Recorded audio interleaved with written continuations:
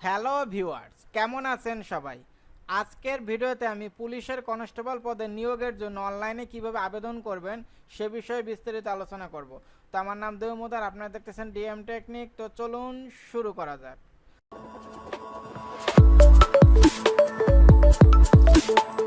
তা পুলিশের চাকরির ক্ষেত্রে অনেক শর্ত দেওয়া থাকে। তো আবেদনের পূর্বে আমরা সেই শর্তগুলো দেখে আসি যে কি কি শর্ত দেওয়া আছে। প্রথম যে শর্ত দেখেন, বয়স সীমা আপনার 7 অক্টোবর 2021 তারিখের মধ্যে 18 থেকে 20 বছর হতে হবে। 18-র নিচে হলে হবে না, 20-এর উপরে গেলে হবে না।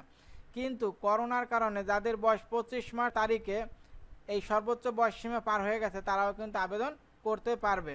তো কনস্টেবল নিয়োগের ক্ষেত্রে আপনার এই যে মুক্তিযোদ্ধা অন্যান্য যে কোঠার পদ্ধতি বিদ্যমান, সেটা কিন্তু অনুসৃত হবে।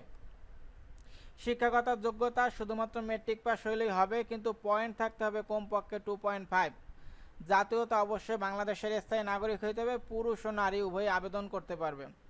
বৈবাহিক অবস্থা কোনো মতেই বিবাহিত হওয়া যাবে না, এমনকি তালাকপ্রাপ্ত হলেও হবে না। শারীরিক কিছু মাপ থাকে, দেখেন সেখানে কি আছে। উচ্চতা সাধারণ ও অন্যান্য কোঠার ক্ষেত্রে পুরুষের বেলায় 5 ফুট 6 ইঞ্চি, আর সাধারণ ও অন্যান্য কোঠার ক্ষেত্রে নারীদের বেলায় 5 ফুট 4 ইঞ্চি।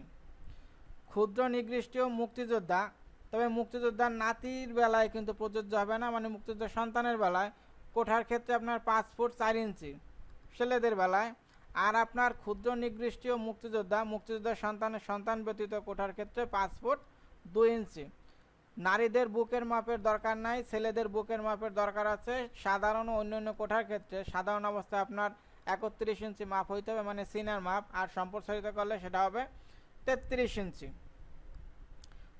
মুক্তিযোদ্ধা কোঠার ক্ষেত্রে কি বলছে দেখেন, স্বাভাবিক অবস্থায় 30 ইঞ্চি, সম্প্রসারিত অবস্থায় 31 ইঞ্চি। ওজন বয়স ও উচ্চতার সাথে যে ওজনটা অনুমোদিত হয় সেই ওজনটা হইতে হবে আর কি। দৃষ্টিশক্তি আপনার পুরুষের বেলায় 6/6, নারীদের বেলায় 6/6। আর আপনার টাকা লাগবে মাত্র 30 টাকা। এখন আমি আবেদন শুরু করি। তা আপনারা ঢুকলে পরে এরকম 3টে অপশন দেখতে পাবেন। এর ভিতর যে উপরের যে অপশনটা আসেন দেখেন কনস্টেবল, এটার উপর ক্লিক করবেন। তো এই যে লিঙ্কটা, সেটা আমি ভিডিও ডিসক্রিপশনের নিচে দিয়ে দেবো, সেখান থেকে আপনারা ডিরেক্ট যেতে পারবেন।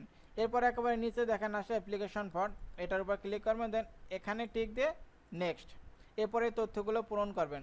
প্রথমে কি বলছে, অ্যাপ্লিক্যান্ট নেম, আপনার নিজের নাম দেবেন, তারপর আপনার বাবার নাম, তারপর আপনার মার নাম, এরপর আপনার বয়স, এরপর আপনার জেন্ডার দেবেন, রিলিজিয়ন, ব্লাড গ্রুপ, কোঠা যে কোঠা থাকবে সেটা দেবেন, আর না থাকলে জেনারেল দেবেন। হাইট দেবেন, আপনার যে উচ্চতা সেটা, ওয়েট কত সেটা দেবেন। এরপর কি বলছে যে বুকের মাপ, প্রথম হলো নর্মাল, এরপর হলো যে সম্প্রসারিত অবস্থায়। ন্যাশনালিটি অবশ্যই বাংলাদেশ, এখানে থাকবেই শুধু বাংলাদেশি।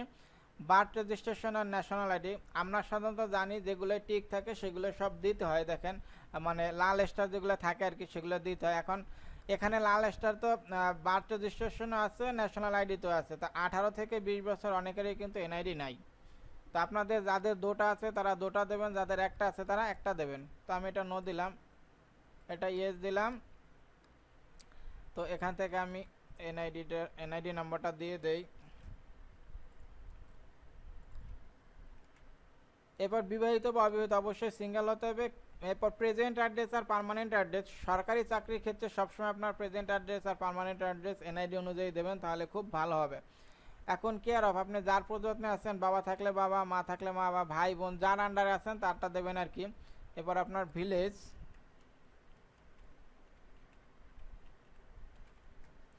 এরপর আপনার এখান থেকে ডিস্ট্রিক্ট,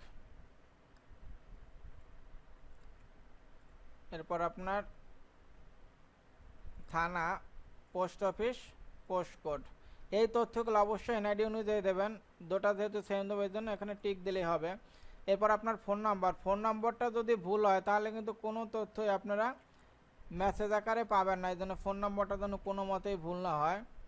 এখন দেখেন একাডেমিক কোয়ালিফিকেশন, এখানে মেট্রিক আর ইন্টার আছে। আপনার যদি মেট্রিক ইন্টার দুটা থাকে তাহলে দুটাই দেবেন, আর যদি শুধু মেট্রিক থাকে তাহলে শুধু মেট্রিক দিলেই হবে।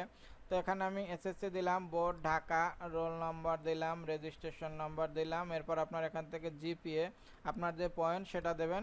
এরপর আপনার গ্রুপ, এরপর আপনার পাসিং ইয়ার। এখানে আবার কি আছে দেখেন, স্কিল অথবা এক্সট্রা কারিকুলার। আপনার যদি কোনো স্পেশাল কোনো দক্ষতা থাকে এখানে টিক দিয়ে সেটা দিয়ে দেবেন, আর না থাকলে না দেবেন। ভ্যালিডেশন কোড, এটা টাইপ করার কোনো দরকার নেই, এভাবে ড্র্যাগ করে এখানে ছেড়ে দেবেন। এরপর এখান থেকে মাউস দিয়ে ড্র্যাগ করে এই পর্যন্ত এনে ডিলিট করে দেবেন। এরপর এখানে একটা টিক দেবেন। এই তথ্যগুলো আবার চেক দেবেন যে সব তথ্য সঠিক আছে কিনা। একবার সাবমিট দিলে এরপর কিন্তু কোনো তথ্য চেঞ্জ করা যাবে না। এখন আমি এখানে যে তথ্যগুলো দিয়েছি এখানে তথ্যগুলো কিন্তু ঠিক নেই, এগুলো আমি ফেক দিয়েছি। কারণ আপনার 18-20 বছর বয়সের কোনো ছেলের তথ্য আমার কাছে নাই, এর জন্য আমি ফেক দিয়েছি। এটা যদি আমি পরে নেক্সট দেই তাহলে কিন্তু নেক্সটের পরে অপশনটা নেবে না। এরপর যে কাজটা সেটা হলো আপনার নেক্সটে দেওয়ার পর ওখানে নিচে দেখবেন একটা ছবি দিতে বলবে আর একটা সিগনেচার দিতে বলবে। এখন ছবির মাপ হবে 300x300 আর সিগনেচারের মাপ হবে 300x80। সেই ছবি আর সিগনেচার দিয়ে সাবমিট দেবেন। এরপর টেলিটক সিম দিয়ে টাকাটা পেমেন্ট করবেন, তাহলেই হয়ে গেল। তো যেহেতু আমার কাছে রোল আর রেজিটা নাই অরিজিনালটা, সেই জন্য আমি সেটা দেখাতে পারলাম না বলে দুঃখিত। এরপর যদি আপনাদের কোনো সমস্যা থাকে তাহলে কমেন্ট করবেন, আমি অবশ্যই রিপ্লাই দেব। ভালো থাকবেন সবাই, নিজের খেয়াল রাখবেন। Thank you, bye, take care.